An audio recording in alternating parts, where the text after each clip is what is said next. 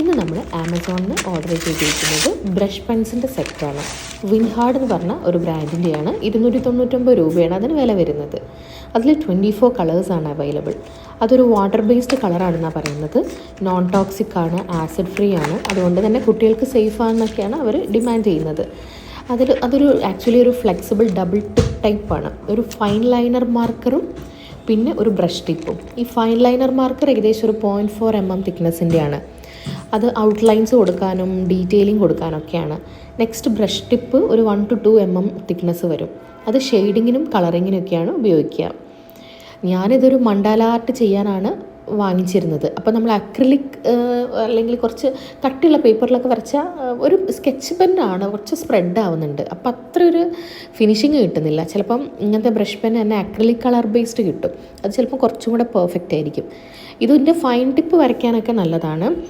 പക്ഷേ ആ brush pen വരയ്ക്കുമ്പോൾ കുറച്ച് സ്പ്രെഡ് ആവുന്നുണ്ട്. കുഴപ്പമില്ല,